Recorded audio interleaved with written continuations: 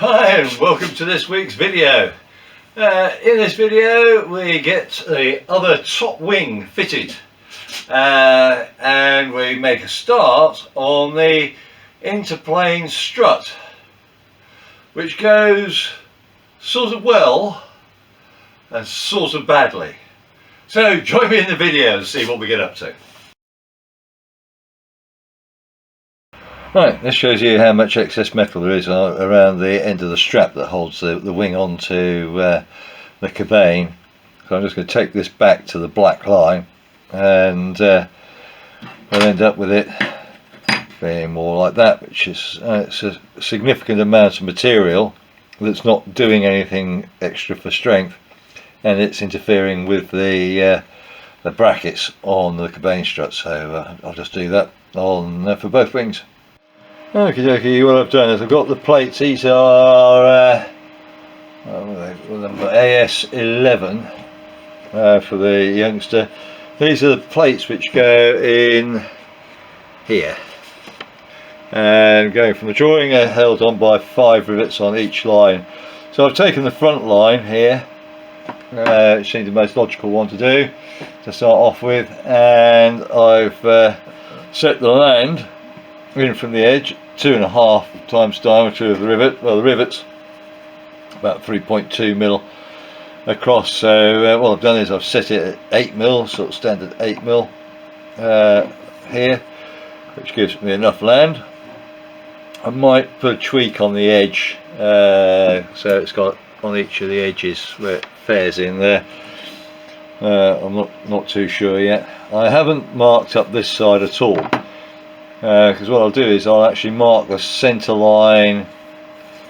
Well, I'll look at how the tube goes, what the sort of center line angle looks like on here, because I've got a feeling the angle may vary slightly from top to bottom on each side. So I'm not going to pre-drill those. I'm not going to make that assumption yet. And then once we've got all that lot drilled, I'm going to we'll grip these into the struts on each side.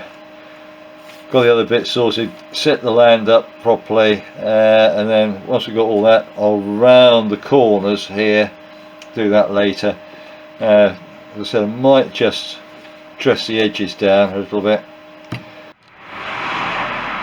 Okay, I'm sorry to say you missed out on a good chunk of work that I've been doing, because my camera's been flat and I've got a day of opportunity and I wasn't going to miss it, because I've got to take the aircraft out and I've got to put the aircraft away, and of course the day's quite short. So what have I done today?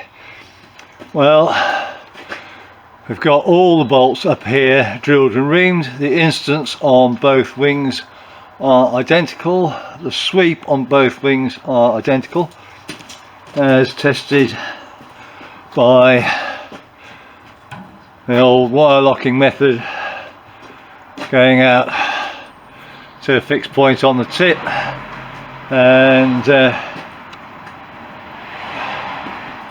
putting a crease in the wire. Lob that over there.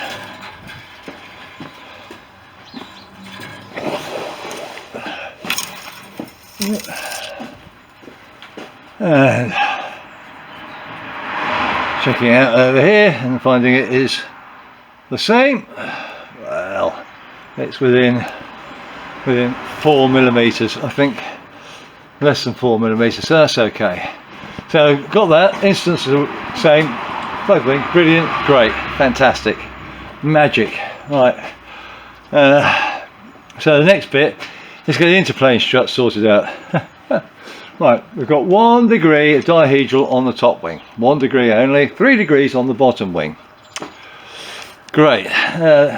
The tubes which go from here to here, show on the plans that they should be bent at the ends. Oh, guess what?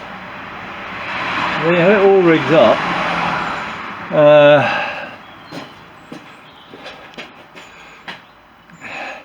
it is out by a couple of degrees. Literally, I've measured it, it's out by, well, 1.7 degrees.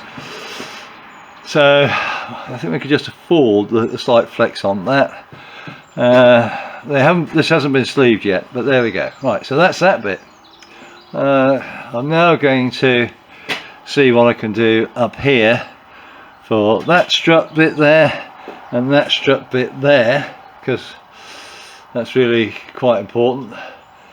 Once I've got those cut, I'm going to drill using those plates which you saw earlier, and I'm going to get this end strut here hopefully done before we run out of light.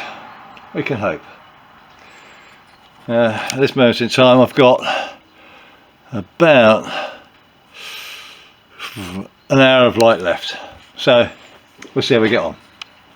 So looking at this, I think we're going to be about there for an angle.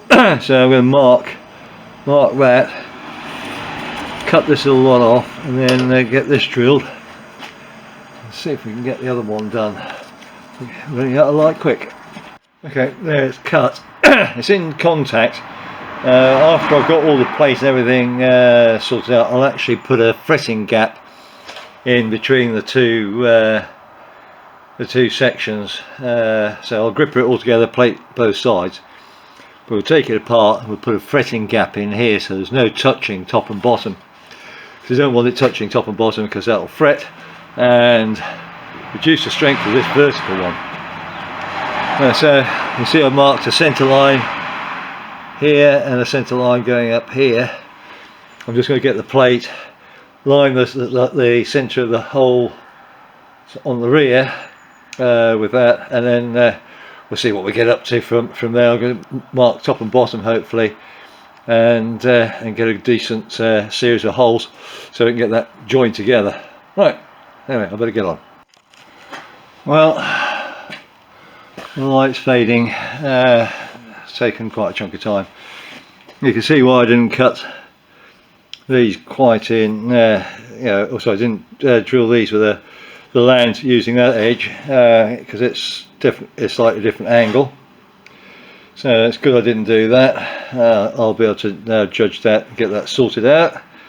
There'll be 4 rivets in here, 5 rivets in there. I've got to slot the top up here and slot the top up here.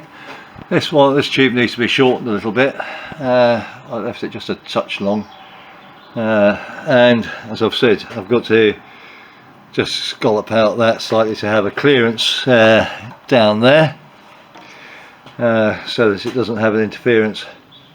So what I'm going to do is I'm going to set up a jig for this piece, do the channeling as I require up at the top up there for the wires, the flying wires.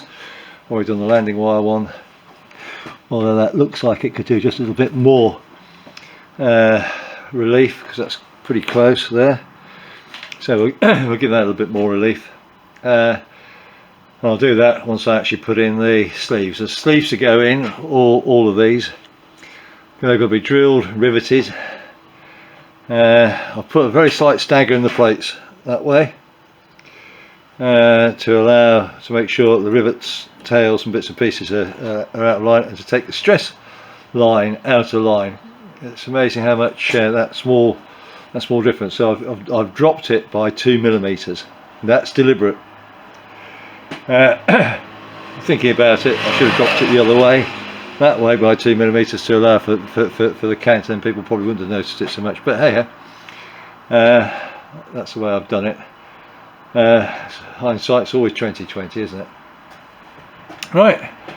So I'm going to pack up now, and we'll have to do a re-rig again, but whole distances here and there, so those 3 should be the same on the other main plane. There's no reasons why they shouldn't be. The wings have got the same sweep and everything else, but what I will do is I will drill the top holes there 6.2 and we can just ream out any slight wiggliness that there might be in there, and we can hope, can't we, that there's not much wiggliness. Yes, wiggliness is a word. I've just decided to invent it. There we go. It'll be in the Oxford English Dictionary in about 3 years' time. There we go. Anyway, I'm going to get this little lot packed up now and catch you maybe slightly later. Okay, so what have I done since yesterday? I've measured the distance between these two, divided it by 3, so I could put those 2 rivets in, those 2 holes in there and on the other side. I've rounded the corners here, so it's ready to go once I rivet it together. So all I'm going to do now is I'm going to go down through here. I'm going to drill these 2 tubes on both sides for the extra holes. Then I'm going to strip it apart, deburr it all, and then do the little fluting here. And I'll end up doing making up this this channeling here, which is required at the top as well as at the bottom of this tube, and at the top of this tube here.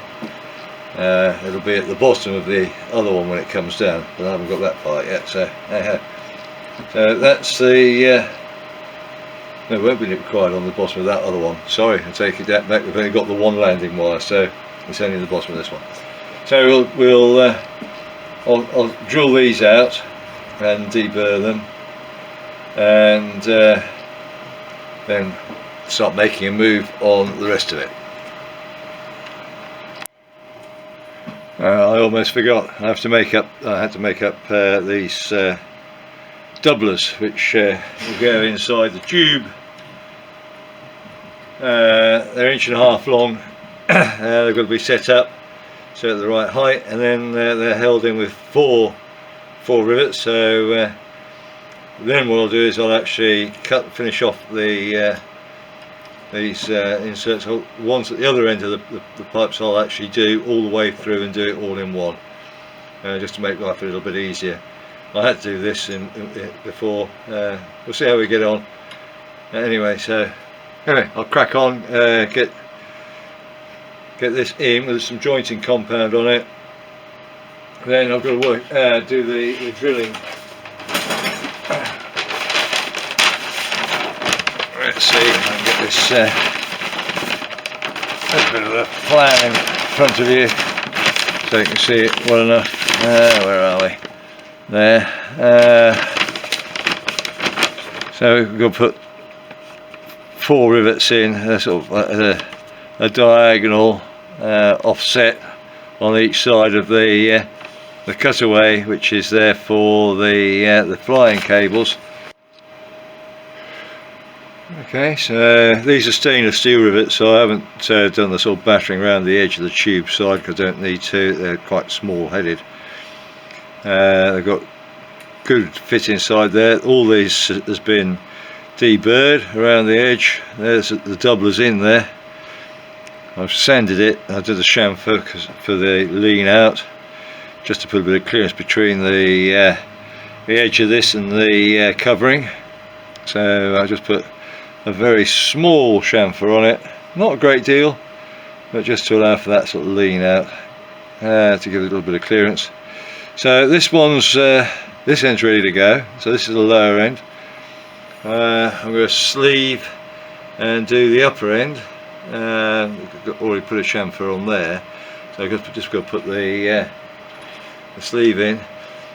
But what I tested before I actually put the rivets in, I'm really glad I did, is if the rivets were at 45 degrees to those, it would actually interfere with the mounting strut, so it's slightly off. And as you can sort of tell, I haven't, on the drawing, it sort of, the slot goes up past this rivet. In my case it doesn't, because the filler goes up to where does it go up to? Filler goes up to there, so I've got the right amount of land for it. But they do theirs lower down, and again that would have meant that I had a rivet by the side of the hole, and that is not quite inland. It's not quite good enough. It's only 6 mil I got from the centre. It should really be 8 mil, but hey ho, we'll see what happens. Well, it shouldn't crack out or anything like that. Shouldn't be a huge amount of strain. Bolts going through, and it's just there to stop this sleeve from moving. So but it's an area for me to keep an inspection on, because it's got minimum land. But hey ho, there we go. Right, so we'll do the same thing now to the other end. All the holes are drilled, quartered, reamed. Okay, not a happy bear. Those rivets there, that land is just too close, and it doesn't allow my little spindle piece that keeps the cable central to sit there. So I don't like it. There's too many holes this side of the fastener. So going on that, yeah, there's too much. It's just too much going on here. What my plan is now is I'm going to take the rivets, these rivets, and move them further up a little bit. I'll have them one about here and one on the opposite side, so they're just either side 45 degrees here and here, and I'll use one rivet off the fish plate, and then up at this end I'll have one rivet here and one rivet on the opposite side, because that sort of makes sense. These do not take as much load, so I don't need to have 4 rivets in there. Now this one on the main primary compression section, I think for holding the doubler in is a really good idea. Yeah, and here it's got next to no land at all. The rivets which they specify in the drawing, I would say, are too chuffing long as well. So I don't like them. There's not an awful lot I like about any of that, and that one's actually breaking out through the side of the doubler. So anyway, so I just don't like it. So that'll be moved. Similar sort of instance as down here. I'm going to use this setup to make up a jig, because I know this works, and I'm going to replace this tube. This tube's okay. I'm going to replace this tube and put in 2.5 inch long doublers at both ends of this tube, and there's a 1.5 inch there because that's battered, so it goes round the bend slightly, so you can't make it any longer really. So there we go. End of play for the moment. Hey ho. Well, that's it for this video. Yeah, a bit of disappointment, but a bit of good stuff. I got the upper wings sorted out, all fantastic. The rigging on that, really happy. So it's just the Interplane struts which have thrown us a googly. So I just need to do a little bit of work, and it's going to cost me 3 lengths of tube. I'm going to have to buy 3 lengths of tube and bend one of those to get everything as I want it for the Interplane strut. But we'll see how we get on in the next build video. Until then, look after yourselves, keep fit, and I'll catch you in the next video. Bye now. Thank you for watching. If you enjoyed the video, please hit the thumbs up. You can subscribe or even hit the little bell notification for future videos. Any comments would be appreciated, and I'll try to get back to you as soon as I can. Remember, go fly and feel the sky.